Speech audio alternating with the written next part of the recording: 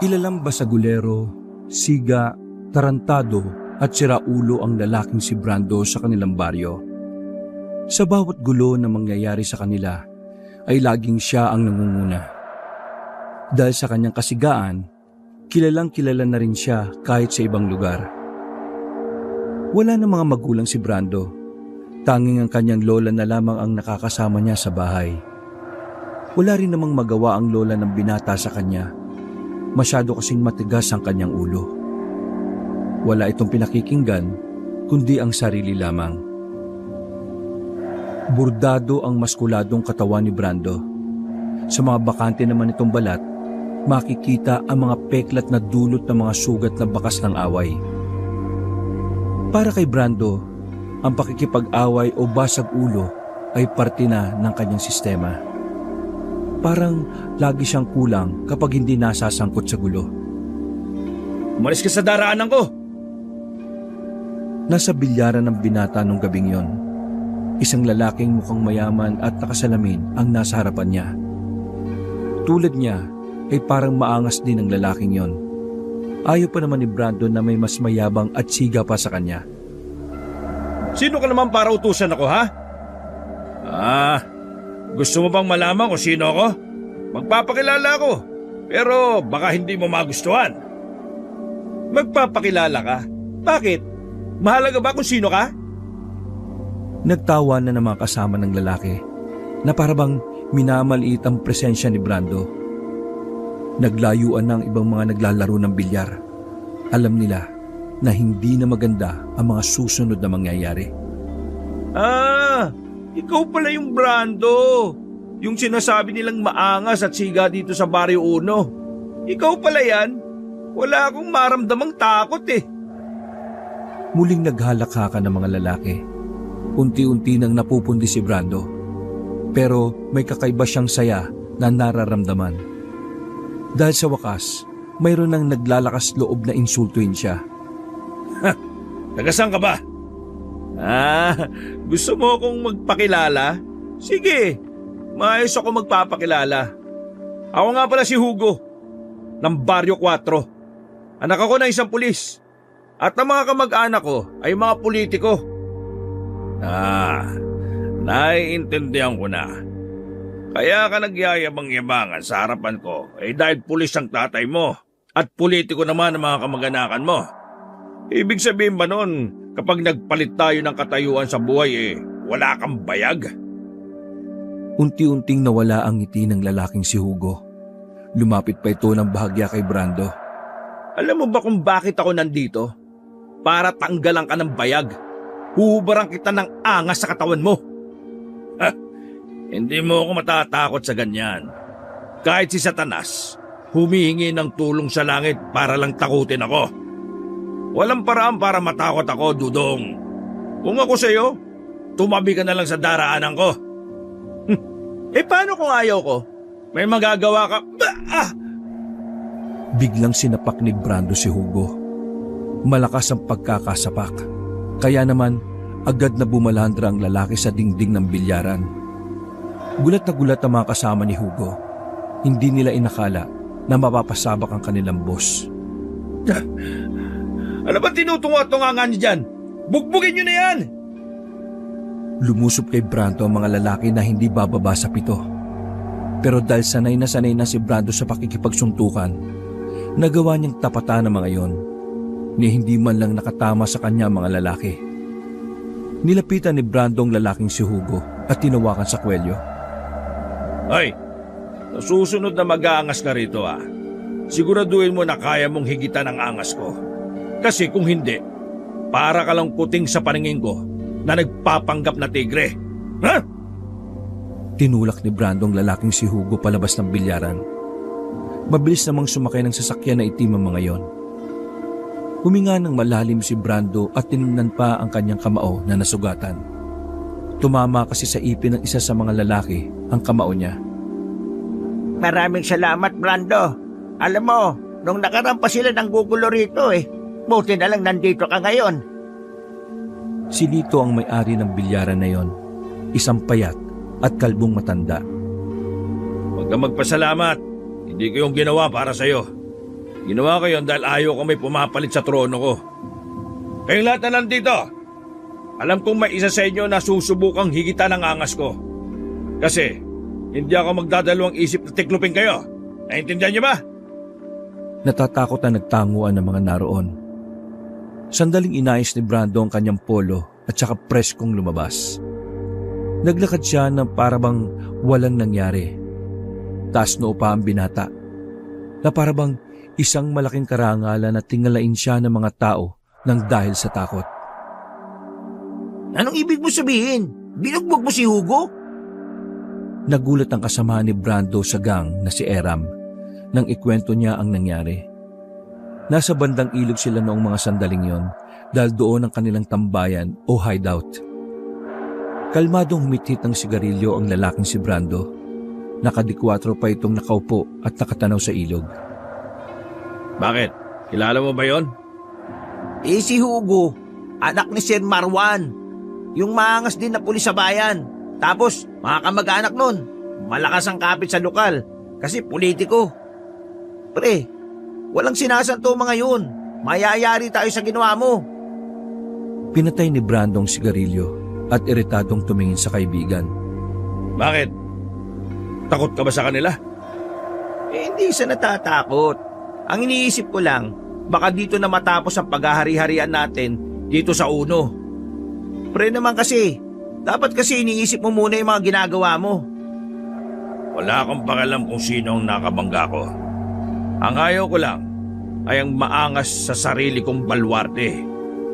Ano naman kung matinik ang pamilya niya? Di magpatayan. Takot ka? Di huwag ka sumali. Dalhin mo ang mga miyembro natin sa malayong lugar. Punta kayo sa Mindanao. Iwan niyo ako rito. Ayaw ko naman sila Napapailing na lamang si Eram. Kilala niya kasi si Brando. Kapag sinabi nito, ay gagawin talaga niya. Kahit pa paminsan-minsan, masyadong padalos-dalos ang kilos ng binata. Yan ka na naman sa iniisip mo Si Superman ka ba? Tao ka lang, baka nakakalimutan mo. At ang tao, tinatabla ng bala ha? Hindi ko naman sinasabi na maging duwag tayo. Ang akin lang, hinay-hinay lang pre. Alam mo naman na ilan sa mga miyembro natin buntis sa mga asawa. Paano kung mamatay sila? Di kawawa naman yung mga anak at asawa nila. Pwede naman silang kumalas dito sa gang natin. Kung gusto na nilang magpamilya, huwag na silang sumali. Sus! Hindi mo sila maintindihan dahil hindi mo naman nararanasan ang nararamdaman ng may pamilya. Wala nga lang sa'yo lola mo, di ba? Sumama ang tingin ni Brando kay Eram. Tumayo ang binata at nilapitan ng kaibigan. Minamaliit mo ba ako, ha? Hindi. Ayaw mo lang kasing makinig kasi akala mo lahat ng gawin mo tama Wala kang pakialam sa mga taong pamilya na turing sa'yo. Sarili mo lang lagi iniisip mo at yung pride mo. Nakatikim ng malakas na suntok sa mukha si Eram. Mabuti na lamang ay dumating ang iba pang miyembro ng gang na umawat naman sa kanila kaagad. Ilayo niyo muna yung taong yan, ha? Baka mapatay ko ba yan Sarili mong kaibigan sinasaktan mo na? Wala ka talagang puso. Nasa aktong lalapitan ulit ni Brando ang lalaki na makarinig sila ng iyak ng sanggol. Napatigil silang lahat at napalingon sa may ilog. Lumapit doon ang isa sa mga kasamahan nila. Boss, Eram! Boss Brando! May sanggol dito, Napilitan silang lumapit noong mga oras na yon. Kinuha nila ang sanggol na nakalutang sa tubig habang nasa loob ng basket. Iyak lang ng iyak yon kahit pakinarga pa nila. Pinagpasapasahan na nga nila pero hindi pa rin tumatahan.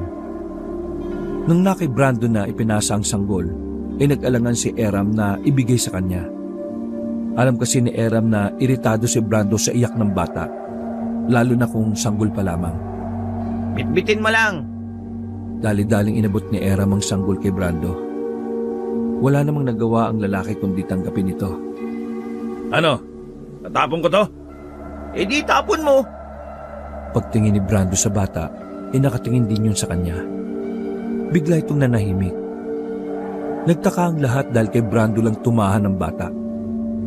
Kanino kayang anak yan, Mukhang kay Boss Brando lang siya tumahimik, Oo nga no. Tingnan niyo, gumingiti siya kay Boss Brando. Laga mo yan. Ikaw ang gusto ng bata, pre. Gago ka ba?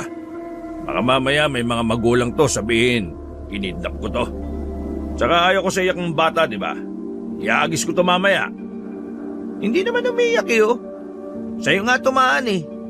Puro kasalita na, iahagis, di mo naman magawa. Ngumisi si Brando. Naglakad si Brando palapit ulit sa ilog.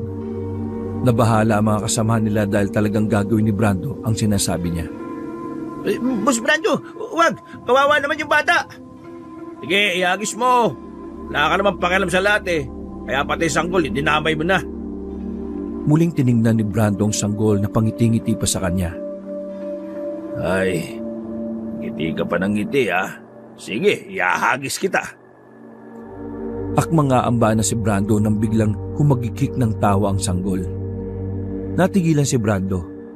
Hindi niya maintindihan kung bakit ganun ang sanggol. Napaka-inosente. Ay, kainis ka ha. Tatawa-tawa ka pa. Hindi hinagis ni Brando ang sanggol na yon. Bumalik sa akin na Eram at ibinigay ang sanggol. Oh, isauli niyo yan sa magulang. Ayoko ng sanggol dito sa hideout. Sanggol lang pala babali sa paninindigan mo, pre. Banas na umalis si Brando sa ilog. Nang makalayo ay muli siyang napalingon sa mga kasama. Kita niya na umiiyak na naman ang sanggol na pilit pinapatahan ni Eram. Wisit. Anak-anak tapos mababayaan. Walang pinagkaiba yung magulang niya sa magulang ko eh. Mga salot na magulang. Dahil nawala na sa mood si Brando, ay nagpunta na lamang siya sa beer house sa bukana ng Barrio Dos. Wala siyang dalang kapera-pera, pero dahil sa taglay niyang kayabangan, nagagawa niyang makahingi ng alak. Nakaupo lang siya sa tapat ng lamesa na malapit sa pinto. Nasa kasarapan siya ng panonood ng mga babaeng sumasayaw. Nang biglang may puting kalapati ang pumasok sa beer house. Dumapo yun sa lamesa ni Brando. Sa hindi inaasahang pangyayari, kinuha ng kalapati ang sigarilyo niya na nasa ashtray. Lumipad ng kalapati palabas. Hinabol pa yun ni Brando pero nakalipad na ng mataas. Monyemas, kapag nahuli kita, gagawin kitang predo! Paglingon niya sa gilid, may matandang lalaki roon na nakatayo. Nakasuot ng parang pampulubi ang matanda pero malinis ang muka. Nakangiti pa yon kay Brando. Ah, bakit ka ngumingiti? Nagago mo ba ako? Iho, magbabago ang buhay mo. Ikaw, wala nang babaguhin sa buhay mo. Kasi kapag ako napikon, mawawala buhay mo. Nakikita ko, iho, magbabago ang buhay mo. Ang batang yon, kailangan niyo siyang patayin. Eh ba tigilan mo nga ako, tanda? Salamat ka, may lola ako. Kung wala, baka wala ka na rin. Kailangan niyang mawala sa mundong ito dahil isa siyang Buwisit, daldal mo! Sasampalin na sana ni Brando matanda nung tumalikod na ito at naglakad paalis. Naiwan siyang natameme. Naiinis pa rin siya sa kalapati na tumangay ng kanyang sigarilyo. Inang kalapati yun ah. Adik din yata sa sigarilyo ang loko. Puti yun eh. Tatandaan ko yung hayop na yun. Para siyang bata sa tapat ng beer house habang nagmamaktol. Bumalik na lamang ang binata sa loob. Uminom siya ng alak hanggang sa siya ay magsawa. Hindi na niya inintindi ang sinabi ng matanda. Mga bandang 10:00 na ng gabi nang makaisip siyang umalis. Walang nagtangkang singilin siya dahil sa takot. Pag-uwi niya sa hideout nila, malayo pa lamang siya ay dinig na niya ang iyak ng sanggol. Nagmamadaling lumapit si Brando sa mga tolda na siyang tinutulugan ng mga kasama niya. Pagdating niya roon, ay naabutan niyang nakahiga na si Eram, habang ang sanggol sa gilid ay nasa maliit na lamesa at iyak ng iyak. Mga siraulo, bakit ba hindi niyo pa inalis ang batang yan rito? Iyak ng iyak ah. Nakakairita. Itapon niyo yan.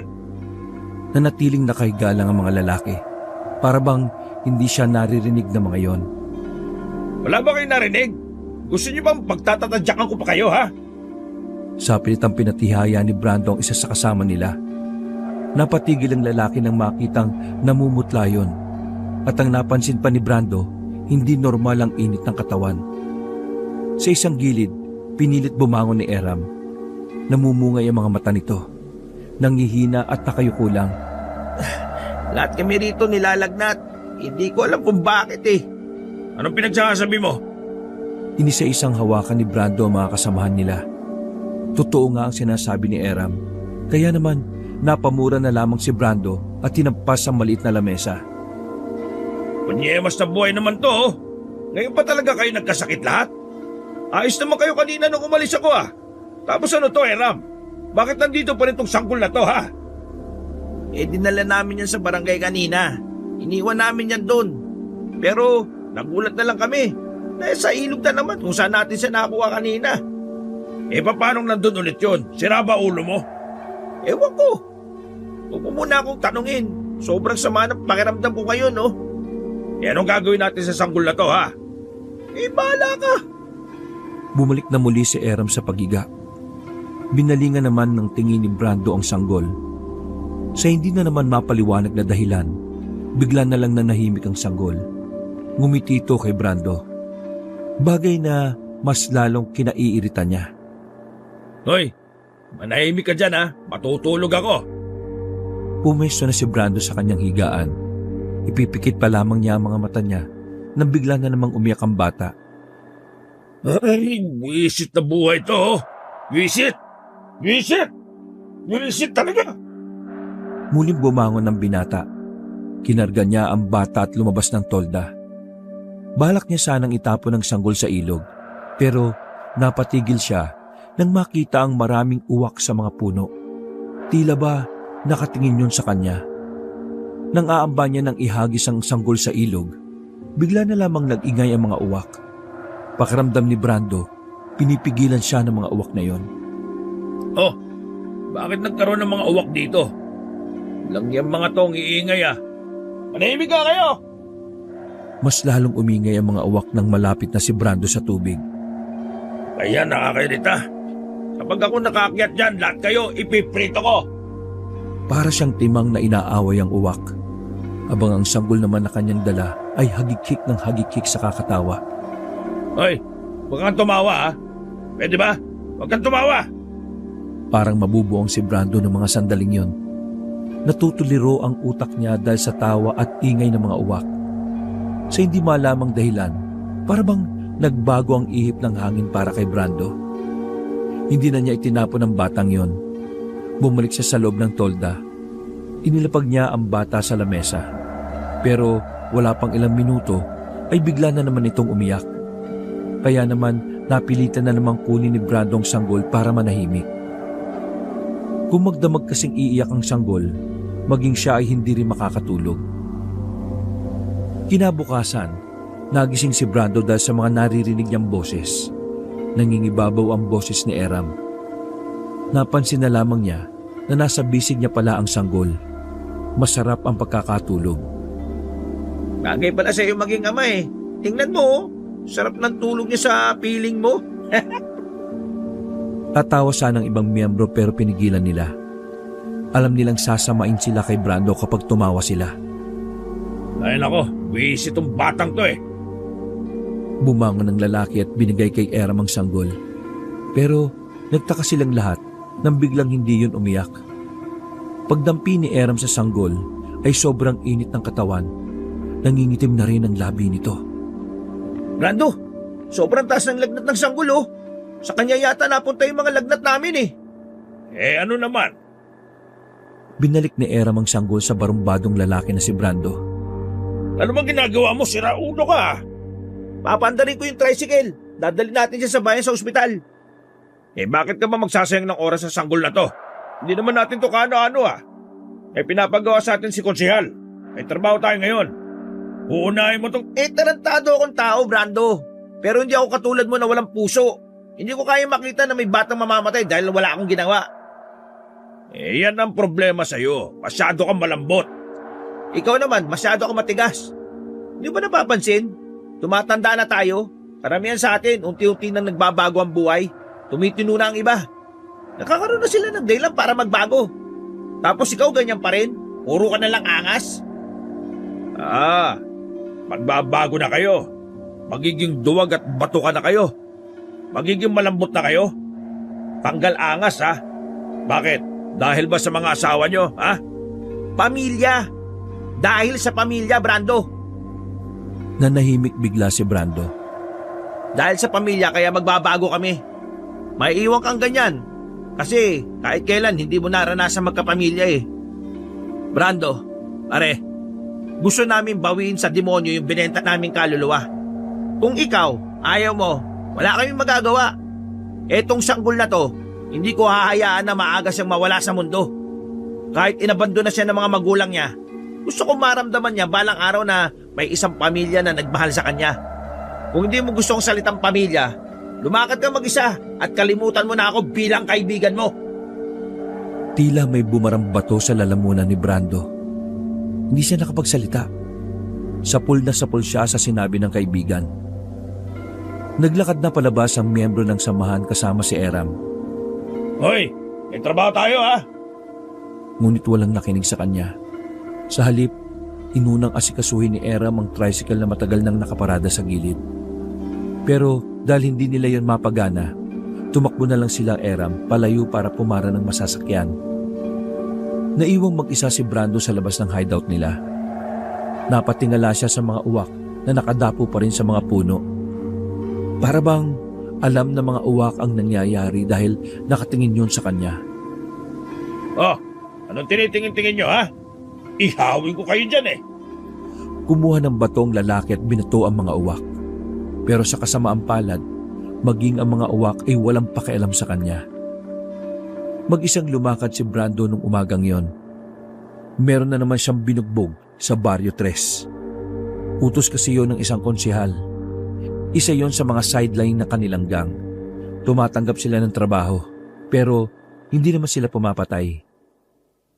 Mag-aalas 8 na nang bumalik si Brando sa kanilang hideout. Naabutan niya ang isa sa mga miyembro ng gang na si Ambet. Nagkakalkal ito ng mga gamit nila. Anong ginagawa mo?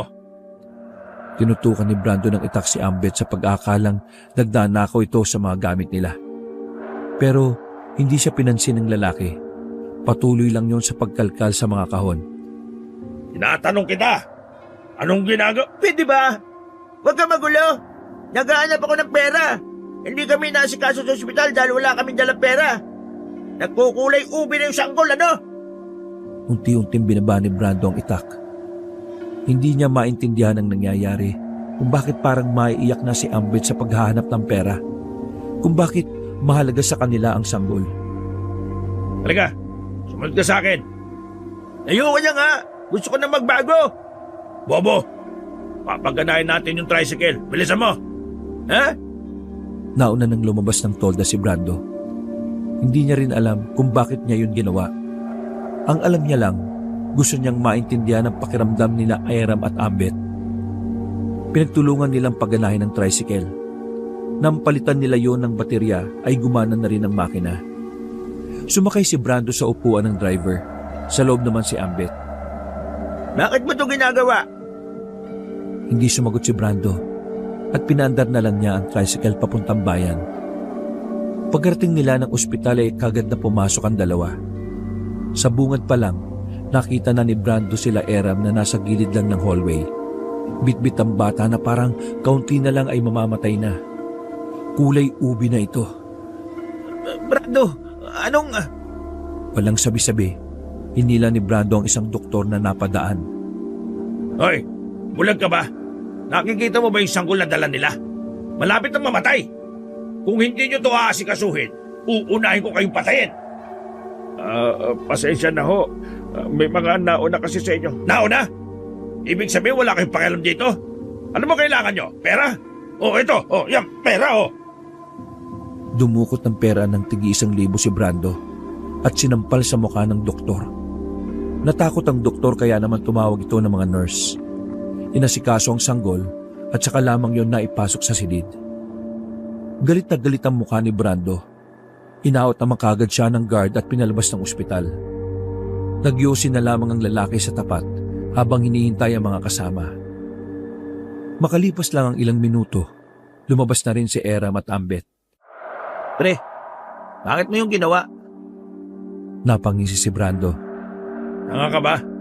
Di ba kailangan niyo ng pera? Tapos magtatanong ka ngayon kung bakit ko ginawa?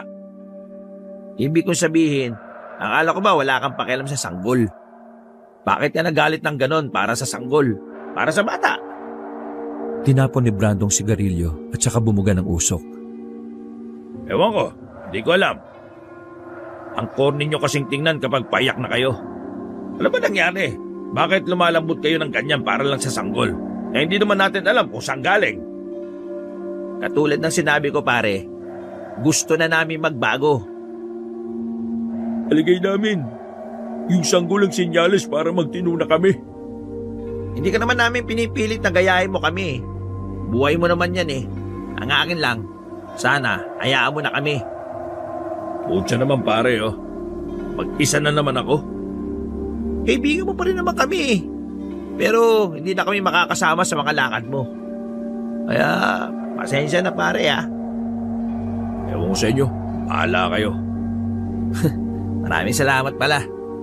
Kung di dahil sa'yo eh, wala na yung sanggol. May niligtas kang buhay, Boss Brando. Wisit. Tigilan nyo na nga ako.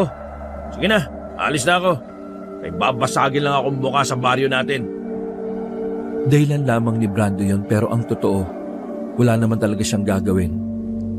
Aalis na sana siya nang biglang may lumapit na matandang lalaki. Mukha itong pulubi. Namukha niyo ni Brando.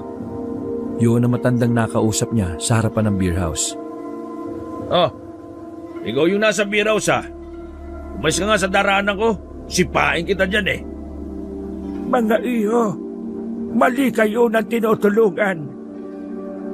Nagkatinginan si Eram at Ambet. Huwag niyong pansinin yan, sa naulo yan. Mabuti pa, hanggat maaga pa ay patayin nyo na ang sanggol. Huwag nyo nang hintayin na mahuli pa ang lahat. Anong sinasabi nyo?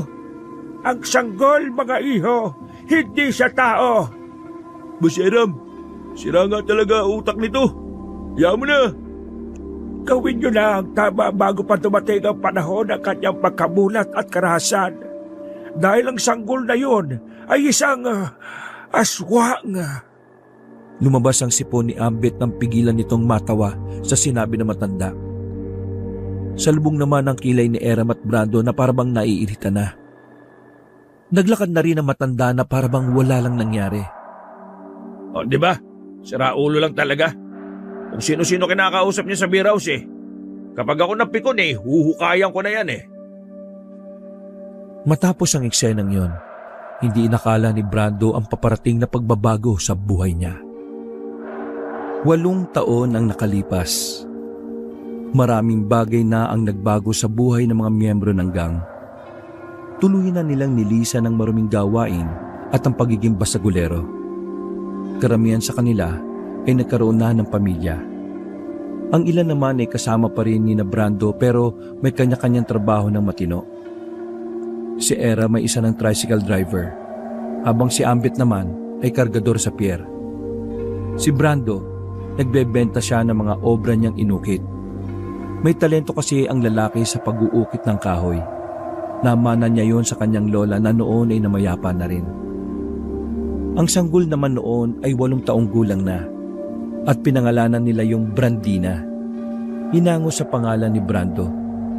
Hapon noon habang naglalakad si Brando pauwi, kasamang tinuring ng anak na si Brandina galing sa paaralan. Nag-aaral na kasi ang bata at nasa grade 3 na yon. Sobrang tinuna ni Brando. Malayong malayo na siya sa dati. Hindi na nga siya makilala ng mga tao sa kanila. Maayos na rin kasi ang pananamit niya. Disente ng tingnan kahit maraming tattoo sa katawan. Hindi na rin semi-kalbo ang kupit niya, kaya mukha na siyang malinis na tatay. Anak, kumusta yung school mo? Masaya po, Papa. Marami po ako natutunan. Kaso nga lang, inaaway ako ng mga kaklase ko eh. Maliit daw po ako. Hayaan mo na lang sila anak. Maliit ka naman talaga kasi bata ka pa. Lalaki ka pa kapag tumanda ka na. Ang mahalaga, wala kang sinasaktan ha. Huwag gaganti. Isumbong kay teacher. Naintindihan mo? Pero sabi ni Tito Ambet at Papa Eram, dati daw kapag may nangaaway sa'yo, sinasapak mo daw eh. Nako, matagal na yun anak. Nagbago na si Papa. Nagbago na mula nang dumating ka. Sa'yo ko naramdaman na ang sarap para sa pakiramdam magkaroon ng pamilya. Basta anak, di ko alam kung anong nangyari, parang magic na nagbagong lahat mula nang makilala ka namin eh. Kaya malaki ang pasasalamat namin sa iyo anak. Binigyan mo ng liwanag ang buhay namin. Salamat din po kasi tinuring niyo akong tunay na anak. Alam ng bata na ampun lamang siya nila Brando. Piniliwanag kasi ni Brando ang lahat. Nagtataka nga sila kasi sa murang edad, naiintindihan niyo ni Brandina. Mga ilang sandali lang, napatigil sila sa paglalakad nang may humarang sa kanilang kalalakihan. Kahit 8 taon na ang nakalipas, kilalang kilala pa rin ni Brando ang lalaking nasa gitna. Hugo? Oh, mabuti naman nakilala mo pa ako. Long time no see. Napalunok na lamang ng laway si Brando. Bigla na lamang siyang kinabahan. Alam niya na hindi maganda mangyayari. Anong kailangan mo? Alam mo bang dahil sa pagbugbog mo sa akin noon, matagal akong nahimlay dahil sa spinal cord ko? Galit na galit si Hugo. Ngayon tinatanong mo anong kailangan ko? Kailangan kong makaganti para matuwa naman ako sa'yo. Pumalibot kay Brando ang mga kasama ni Hugo. Kamalas-malasan pa, walang ibang dumadaan sa kalsada noong oras na yon. Papa, sino po sila? Bakit po ang papangit nila? Anak, mga germs yan na nagkatawang tao lang. Nag-anak ka na pala. Ang dating Brando, naging Bronda. Di maganda. Mas masaya kapag nakita ng anak mo kung paano kita bugbugin. Sumenyas na si Hugo sa mga kasama niya. Kung tutusin, kayang-kaya ni Brando palagan kahit gaano pa yung karami. Pero dahil ayaw na niyang bumalik sa dati, hinayaan na lamang niya ang nangyari. Nabugbog siya ng grupo ni Hugo. Tinakpan na lamang ni Brando ang mga mata ng bata habang sinasalo niya ang bawat tadyak at sipa ng mga lalaki. Walang kwenta. Ikaw pala ngayon ang wala ng bayag eh. Tara na! Umalis kagad ang mga yon nang magsawa na sila kay Brando. Nanatili lang na nakaluhod si Brando habang yakap ang anak. Tara na anak. Umuwi na tayo. Duguan ang ilong at labi ni Brando. Masakit ang kanyang buong katawan dahil sa lamog. Halos pikit na rin ang isa niyang mata at merong pasa. Masama sila, Papa. Bakit ka po nila sinaktan? Galit ako sa kanila. Hindi ko po sila mapapatawad. Gagantihan ko po sila. Hinaplos na lang ni Brando ang mukha ng bata at saka kinarga. Umalis sila na parang walang nangyaring gulo. Pag-uwi nila ay nagulat si Eram at Ambet. Nagalit ang dalawa. Pero pinili na lang na ipagsawalang bahala ni Brando para sa batang si Brandina. Matapos malinis ang sugat ni Brando, ay natulog na lang sila kaagad. Maliit lang ang bahay nila pero may sariling higaan ng bata. Madaling araw nang magising si Brando dahil sa kirot ng kanyang sugat. Napansin niyang wala si Brandina sa higaan. Bumangon ang lalaki. Lumabas siya sa pag-aakalang nagbanyo lang yon. Pero nakasalubong niya ang bata sa labas. O anak, saan ka galing? Anong oras na? Bakit ka pa lumabas? Napansin ni Brando na iba na ang suot ng bata. Nakita rin niyang basa pa ang buhok ni Brandina. At higit sa lahat, napansin niyang may dugo ang tsinelas ng bata. Kinabahan si Brando sa di malamang dahilan. Anak, sabihin mo nga, saan ka galing? Bakit may dugo ang tsinelas mo? Naligo po ako sa ilog. Ganitong oras? Bakit hindi ka naman nagsabi? Itulog po kayo tsaka may sakit po kayo eh. Kaya lumabas na lang po ako. Ano tong dugo na to sa tsinelas mo? Iyan po ba? Natuluan po ng dugo nyo nung inaway po kayo ng mga pangit na lalaki. Huminga ng malalim si Brando at niyakap si Brandina. Nako, huwag mo nang uulitin na lumabas ng ganitong oras, anak. Bata ka pa, delikado. Sige ka, baka makuha ka ng aswang. Ngumiti lang ang bata at yumakap kay Brando. Kinaumagahan, walang pasok si Ambet at Eram. Nagpahinga rin si Brando sa pag-uukit. Nagyaya kasi si Ambet na pumunta sa dati nilang hideout. Maliligo rin sila sa ilog dahil mainit ang panahon kahit maaga pa lang. Pero pagkarating nila roon ay maraming tao. Nagkakagulo. May mga bulong-bulungan na hindi nila maintindihan. Kaya naman, naintriga sila. Lumapit sila Brando. Pagsilip nila, ay napatakip na lamang si Brando sa mga mata ng batang si Brandina. May mga katawan na nakahandusay sa batuhan. Lahat yun ay wala ng buhay. Pare-parehong lasog-lasog ang katawan. Pre, Brando, parang kilala ko mga yan ah. Di ba yan yung mga kasama ni Hugo dati? Sila ba yung kasama ni Hugo na bumugbog sa'yo kahapon? Hinila ni Brando si Eram para walang makarinig ng kanilang pag-uusapan.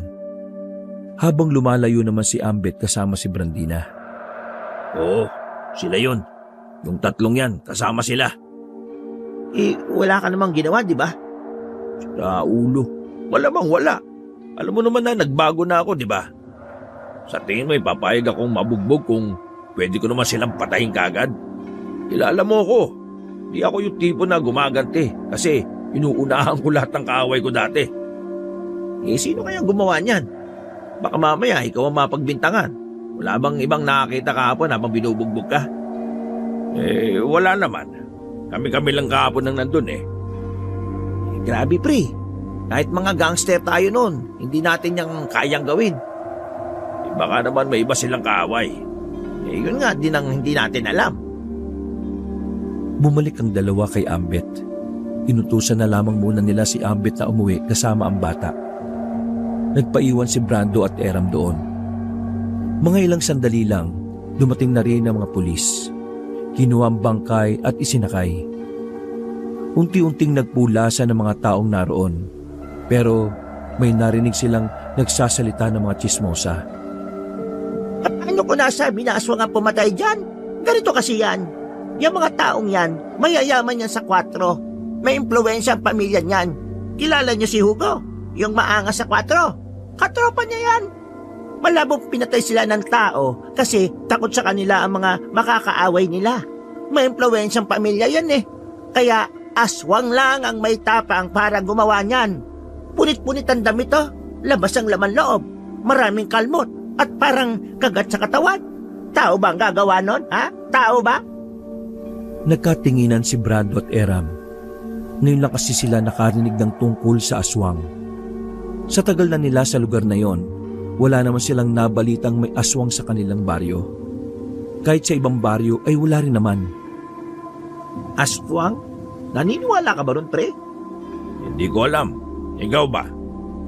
Eh, 50-50. Bakit 50-50? Nanay ko kasi noong nabubuhay pa, sabi niya, inaswang daw siya habang pinagbubuntis ako sa kapis pa noon. O kung totoo ang aswang, di baka aswang ang pumatay sa mga yon. Sandali. O bakit? Tingnan mo, may damit doon sa gilid ng tubig. Lumapit ang dalawa doon. Nakita nila ang pambatang damit at short na kulay puti na may bahid yun ng dugo. Pre, may biktima rin yatang bata, gagi. Tiningnan ni Brando ng maigi ang damit at short. May nakita siyang palatandaan sa manggas. Hindi siya maaaring magkamali. Damit yun ni Brandina. Naalala niya bigla na galing nga pala ang bata sa ilog ng madaling araw. Bigla siyang kinabahan. Pero hindi na lamang niya sinabi kay Eram ang kanyang naisip. Uy, pre, ayos ka lang ba? Bigla ka yatang namutla ah. Ha? Oo. Ayos lang naman ako. Baka kailangan ko lang magpahinga dahil sa sakit ng katawan. Tara na, saka na lang tayo maligo rito. Bumalik ang dalawa sa kanilang bahay. Nagluto na lang sila ng para sa kanilang tanghalian. Habang nagluluto, ay tinitingnan ni Brando ang batang si Brandina habang naglalaro yon sa bakuran. Napapaisip siya. Isa rin kasi sa tumatakbo sa isip niya ang pagiging allergic ni Brandina sa bawang. Hindi, malabo eh. Tsaka, hindi pa naman sigurado kung totoo ang aswang. Ano yun, pre? May sinasabi ka ba? Ha? Wala. Wala ako sinasabi. Mabilis na lumipas sa mga oras. Sumapit na naman ang gabi. Kapansin-pansin ang pagiging tahimik ng batang si Brandina. Habang nagliligpit si Brando ng mga kahoy sa pinag-ukitan, tinawag niya ang bata. Brandina, anak. Halika nga saglit. Bakit po, Papa? May ginawa ka ba masama, anak? Wala po, Papa. Masama mo nagsisinungaling. Biglang nanahimik ang bata. Kilala niya kung nagsasabi ng totoo ang batang si Brandina. Dahil doon, kinabahan lalo si Brando. Pero mas pinili na lamang niyang kumalma. Tanda mo yung lagi kong sinasabi. Kapag inaway ka ng mga kaklase, magsumbo ka kay teacher. Huwag kang mananakit. Huwag gaganti. Opo, Papa. O sige na. Ligpitin mo na yung mga laruan mo at matutulog na tayo mamaya. Pag-alis ni Brandina ay huminga ng malalim si Brando. Ganoon niya kabilis na pagtagpi-tagpi ang lahat. Pero umaasa pa rin siya na sana ay mali ang kanyang hinala. Makalipas ang 5 araw, medyo magaling-galing na ang mga sugat ni Brando. Wala na rin ang sakit ng kanyang katawan. Kasama na naman niya si Brandina habang sila ay naglalakad pa uwi. Marami naman silang nakakasabay. Meron din namang mga pulis na nasa kalsada para mag-checkpoint. Bigla namang sumigaw si Hugo kasama ang mga tropa nito. Pero sa pagkakataon na yon ay nabawasan na sila. Kalmadong tumingin sa kanila si Hugo. Hindi makagawa ng eksena si Hugo dahil maraming tao at may mga pulis. Huwag dito, Hugo. Ibang pulis yan. Hindi ang kakilala ng papa mo.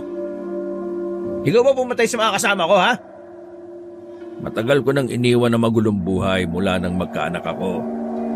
Kaya huwag mo akong pagbibintangan. Hindi ako maniniwala sa'yo. Walang demonyo bumabait eh.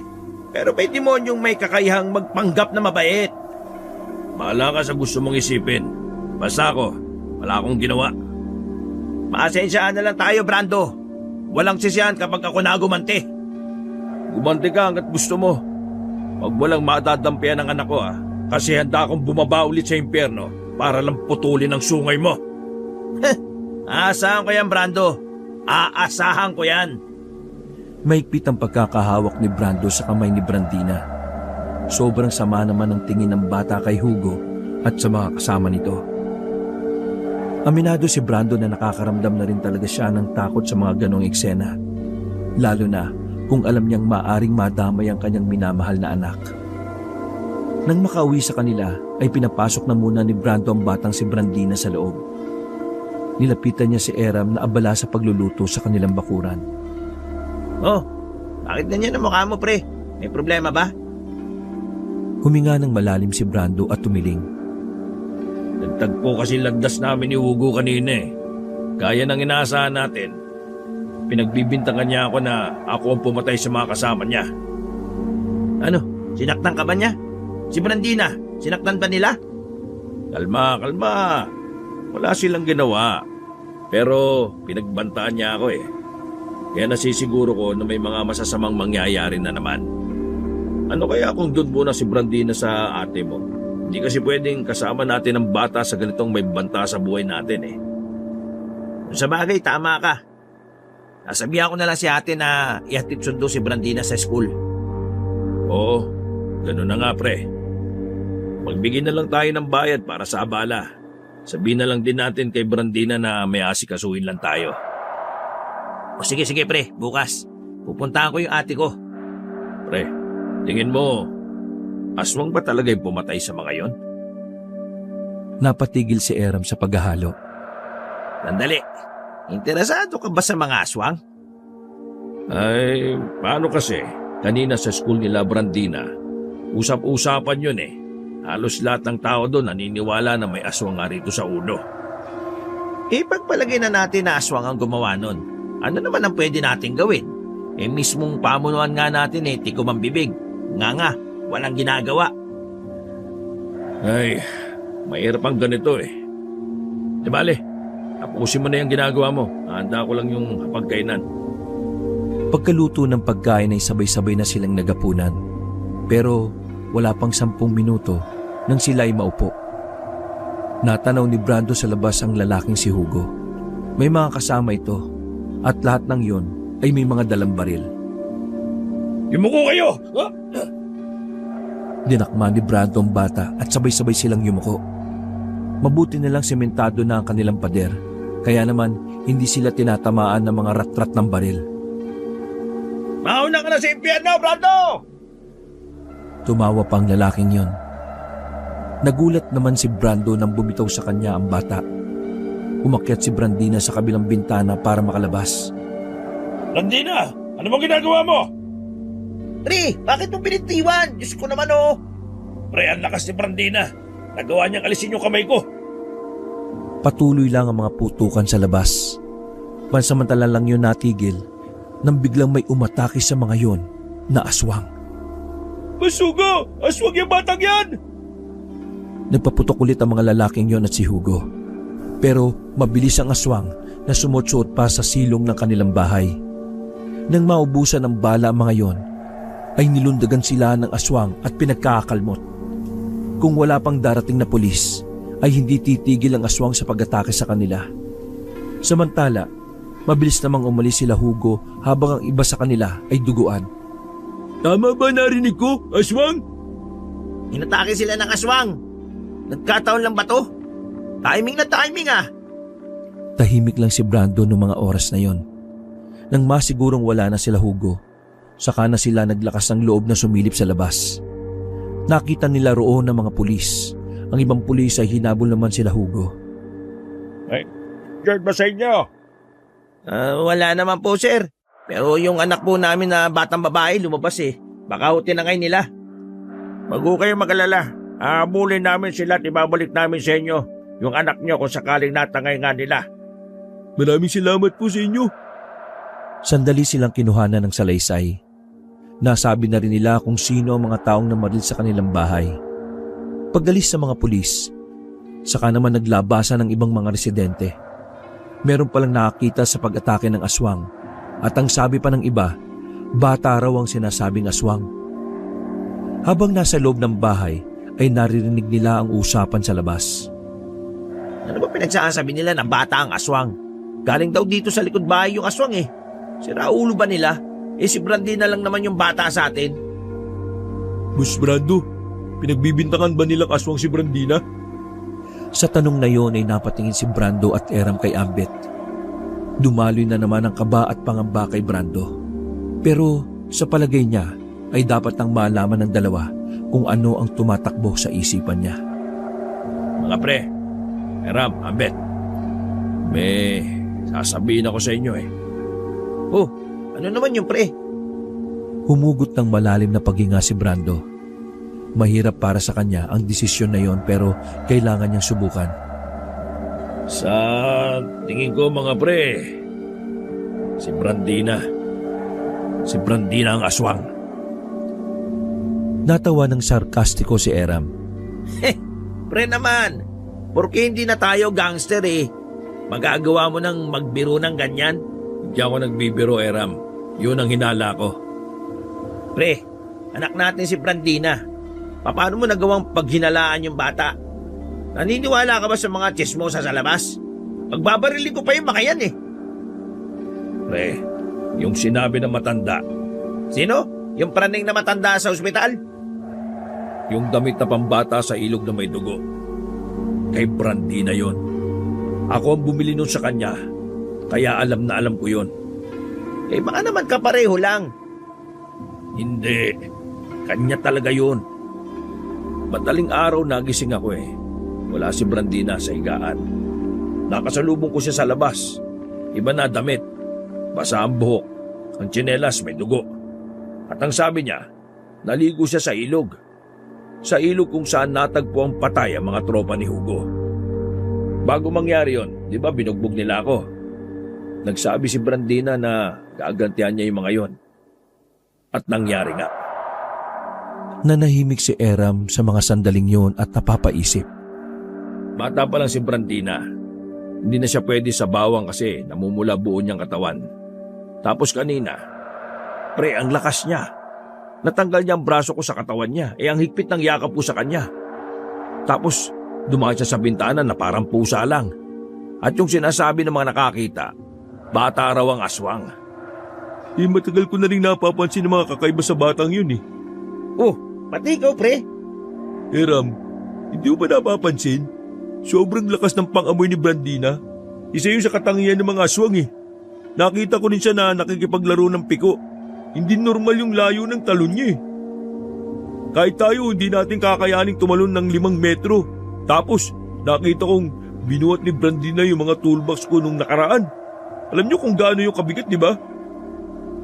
Makinig ka, Ram. Hindi normal ang anak natin.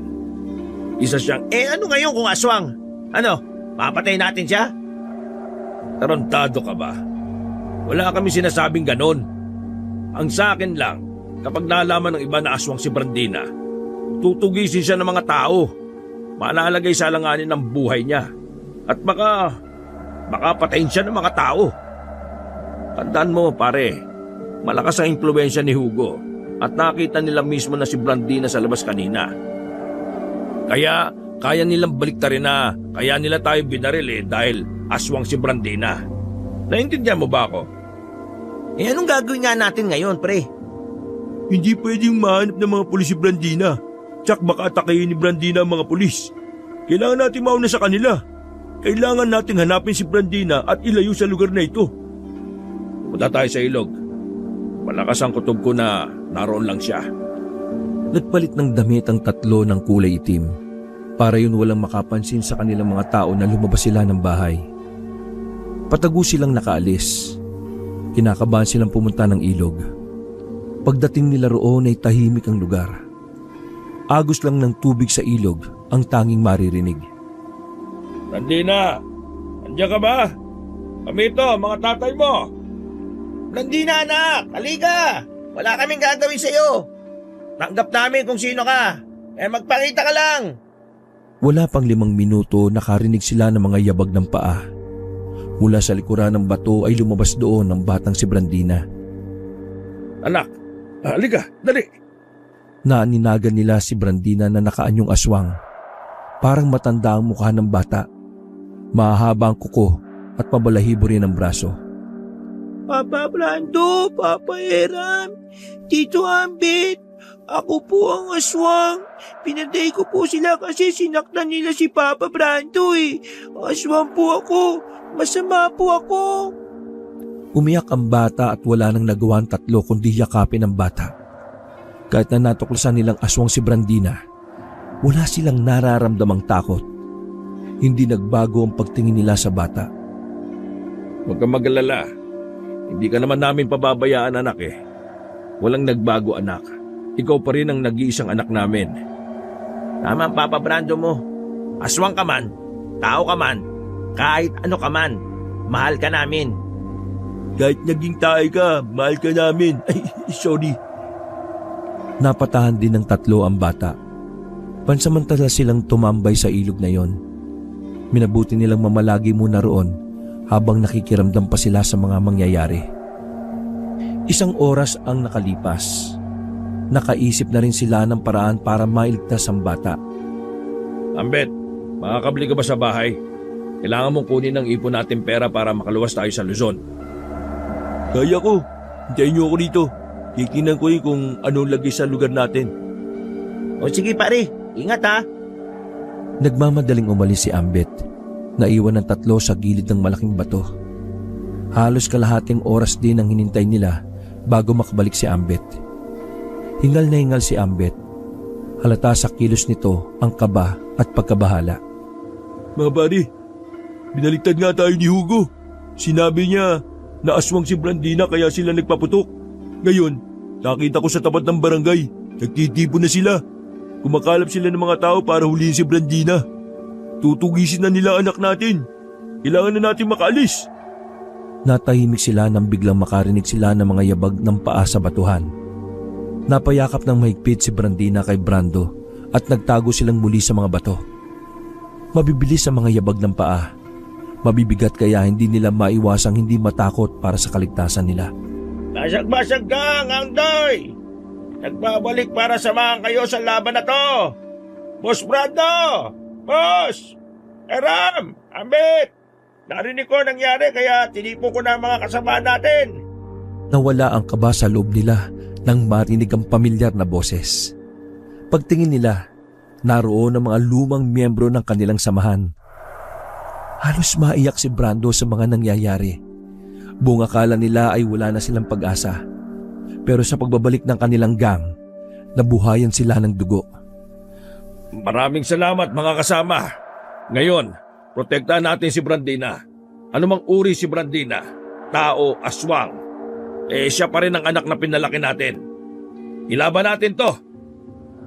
Tumangutango silang lahat bilang pagsang-ayon. Handang-handa na silang itakas ang bata para iligtas sa kamay ng mga residenteng galit na galit sa aswang. Sa tabi ng ilog ay pinag-uusapan nila ang mga hakbang ng kanilang pagtakas. Dadaan tayo sa gubat na nasa harapan natin. Ang tagus nito sa 4. Medyo delikado dahil doon ang balwarte nila Hugo. Kaya ang gagawin natin, maglabas ng gubat, maghiwa-hiwalay tayo. Andoy, maghahati tayo sa 2, pero hindi halata. Ambet, mauna ka sa amin. Kailangan mong malaman sa dulo ng 4 kung may mga nakatambay. Ano man ang makita mo, bumalik ka. Doon tayo dadaan papuntang 5 kapag walang tambay. Eram, sumama ka sa akin. Tayo magdadala kay Brandina kapag nakalabas na tayo ng gubat. Paano kung may mga nakapwesto sa bunga ng 4 paglabas natin ng gubat? Andoy, ikaw muna ang lalabas ng gubat para tumingin sa bungad. Hindi ka naman nila makikilala dahil matagal ka namang hindi sumasama sa amin eh. Nakalimutan ko sabihin. Narinig ko si Hugo. Dito sila pupunta sa ilog dahil alam nila dito ang dati nating hideout. Pipilitin nilang pumasok dito ng gubat para tumagos tayo sa 4. Mapapagitnaan tayo. Utya naman oh. Kanina pa ako nagsasalita, ngayon mo lang yung sinabi. O sige, change plan. Paano kung wag na lang kaya tayo sa 4 dumaan? Ibig ko sabihin, pagpasok natin ng gubat, kumanan tayo. Babalik tayo sa dulo ng 1. Tsako, walang tao doon kasi liblib doon eh. O sige, tama. Pagbalik natin dito sa 1, saka tayo mag-2. May ilog sa 2 na papuntang 5. Kaso wala nang tulay doon. Kailangan natin mas maaga makarating doon para makapaglagay pa tayo ng tawiran. O sige, mahusay. Ganito ang gagawin natin ha. Balik tayo sa 1 pero dulo. Saka tayo mag-2. Tapos sa ilog, patawid ng 5. Pagdating natin ng 5, maiwan kayo doon, Andoy. Kung sakaling sumunod pa rin sila hanggang sa 5, dapat may haharang sa kanila para makalabas kami ng 5. Kalsada na yon. Mag-aabang na lang kami ng masasakyan doon. Tumango-tango ang mga kasamahan nila. Nang maplansya na nila ang kanilang mga plano, nagsitayuan na sila para maganda. Nang biglang, Mga kasama! Ayun sila! nagmamadali silang tumawid sa ilog. Bago sila makapasok ng gubat ay pinagbabaril na sila nila Hugo. Mabuti na lang ay maraming bato na malalaki kaya walang tinamaan sa kanila. Samantala, naglabas naman ng baril ang iba nilang kasama. Nakipagpalitan ng mga iyon ng putok. Para kahit papaano ay mapabagal nila ang paglapit ng mga humahabol. Mahirap to. Kakampin nila Hugo ang taong bayan. Patay ng batang aswang! Sunugin yan! Tahimik lang ang batang si Brandina noong mga sandaling yon. Kabado ang bata pero nakakapit lang ito kay Brando ng mahigpit. Huwag ka mag-alala, anak. Hindi ka mapapahamak hanggat nandito kami. Habang tumatakbo ay isa na sa mga kasama nila ang tinamaan ng bala sa braso. Pinagtulungan nila Ambit na maitayo yun. Habang ang iba naman ay sige pa rin sa makikipagputukan. Huwag kayo masyadong magpaiwan. Hindi pwedeng may mamatay sa atin. Doble ingat mga pre! May mga pamilya kayong uuwian! Malapit na nilang marating ang dulo ng 1. Kaunting takbo na lang ay tatagos na sila. Sira din ang plano. Nakasunod pa rin sila. Ganun pa rin ang gagawin natin. Tuloy lang. Nang matanaw na nila ang kalsado ng dulo ng Baryo 1, ay mabilis silang pumunta doon. Pumasok agad sila ng 2. Sandali silang nagtago sa ilalim ng mga kabahayan. Pigil na pigil ang bawat nilang hininga. Nang malagpasan na sila ng mga tao, saka sila lumabas. Papasok na sila ng gubat sa Baryo 2. Nang biglang may makakita na naman sa kanila. Nabulabog ang Baryo 2 dahil sa mga putok ng baril. Natamaan na si Eram sa paa sa mga sandaling yon. Pero walang pakialam ang lalaki. Hindi siya nagpakita ng kahinaan kahit iika-ika na. Walang hinto! Protektahan natin si Blandina hanggang kamatayan! Papa Brando, mag-aaswang na po ako. Harapin ko po sila lahat para makatakas kayo. Hindi anak, ikaw ang dapat namin protektahan. Huwag mo kaming intindihin. Boss Brando, malapit na mawalan ng bala itong mga kasama natin. Mamaya lang mas mabilis na sila makakasunod sa atin. Bilis, mauna na kayo! Hindi pwede. Sabay-sabay tayong aalis. Ayos lang kami. Mauna! Hindi nga pwedeng may maiwan eh. Lahat sasama. Sumunod ka. Ako ang pinuno kaya sundin mo ako.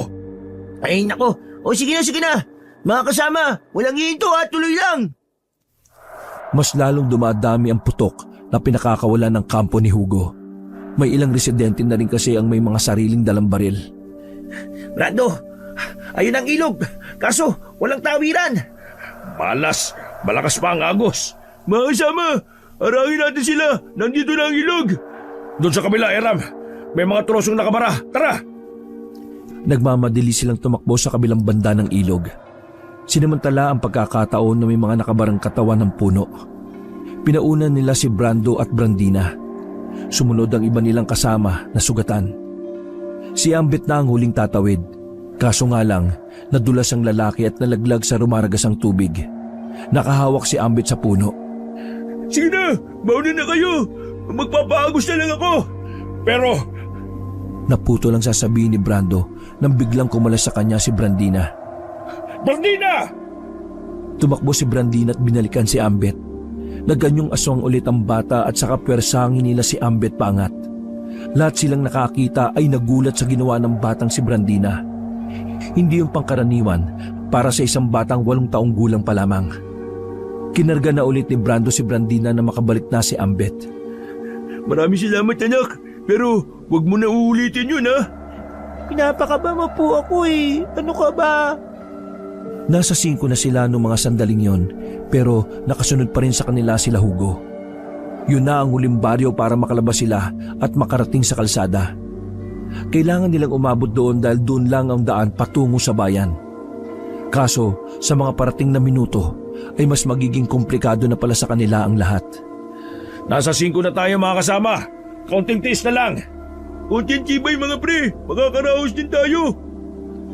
Mas malaki ang gubat sa Baryo 5, kaya mas doon sila tumagal. Bukod sa malaki, masyado talagang masukal. Nagawa na nga nilang iligaw sila Hugo, pero hindi pa rin sila naging kampante. Mukhang naliligaw na rin tayo. Baryo 5 pa ba to? Malaki ang gubat na Baryo 5 pre. Kailangan nating tumagos hanggang sa kalsada.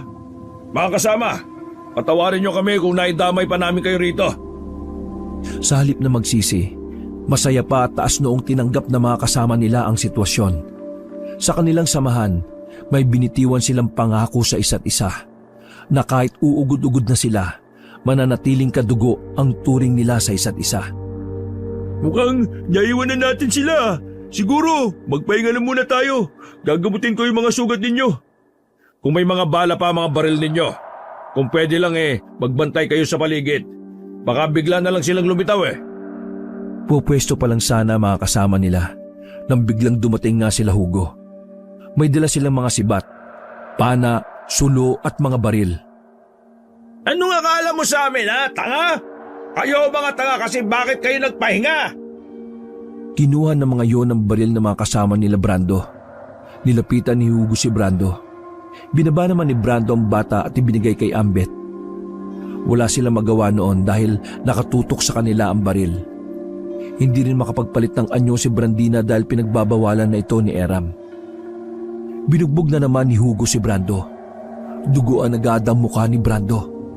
Ang tanging na lang nilang nagawa ay magalit at umiyak.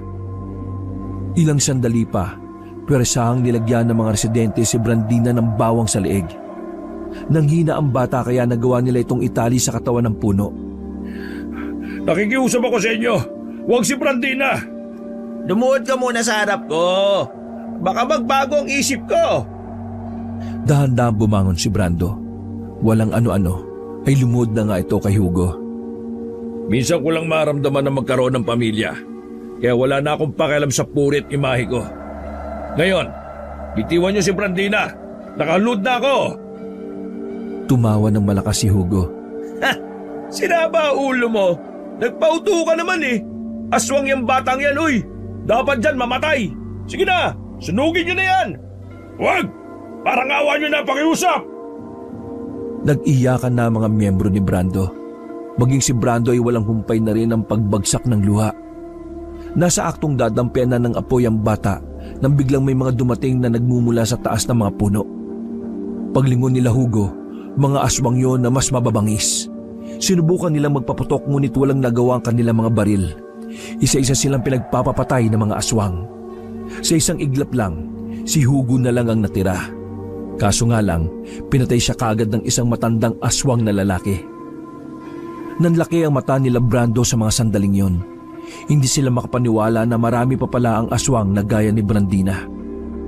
Mga kasama, tanggalin niyo makakatali sa prinsesa. Teka, sino kayo? Anong prinsesa? Kayo ba ang nagprotekta sa kanya? Tumango si Brando. Matagal na namin hinahanap ang batang ito. Siya ang apo ko, ang prinsesa ng aming angkan. Wala nang malay ang bata ng mga sandaling yon. Binitbit na yon ng isang aswang. Maraming salamat sa pag-aalaga niyo sa aking apo sa loob ng 8 taon. Hayaan niyo munang dalhin namin ang bata sa aming lugar. Pasensya na, hindi kayo pwedeng sumama. Pero babalikan namin kayo para formal na makapagpasalamat. Sige na, mauna na kami. Teka, sandali. Lumingon na matanda. Maaari bang ingatan niyo siya? Tumango ang matanda at naglakad na rin palayo ang mga aswang. Ilang araw ang nakalipas. Naiwan kaming 3 sa gubat ng Barrio 5. Pinauna na muna naming makauwi ang mga kasama namin. Habang kami ay umaasa na babalikan kami ng mga aswang na kumuha kay Brandina. Nagtiyaga kami sa ginawa lang naming bahay-bahayan na yari sa mga sanga at dahon ng saging. Pre, hindi na yata babalik yung mga aswang na yun ha. Paano na si Brandina? Kung yun ang mga kauri niya, mas maigi na siguro na dun siya. Ang malaga ligtas siya. Kesa naman sa baryo, ayaw sa kanya ng mga tao. Ibibigay natin kay Brandina ang buhay na nararapat sa kanya. Ang gusto ko lang naman mangyari makapagpaalam man lang kahit sa huling sandali. Napalingon ng 3 nang makitang may mga naglalakad. Marami sila. Lahat ay halos nakabahag. Namukaan ni Brando matandang lalaki na naroon. Hawak-hawak nito si Brandina na nakangiti. Sobrang saya ni Brando. Kahit alam niyang yun na ang huli nilang pagkikita. Nagpapasalamat pa rin siya dahil naging parte si Brandina ng kanyang buhay. Malaki ang pasasalamat niya sa bata na kahit na aswang yon, naranasan ni Brando ang magkaroon ng matatawag niyang pamilya. Higit sa lahat, ang matatawag niyang anak. Wakas.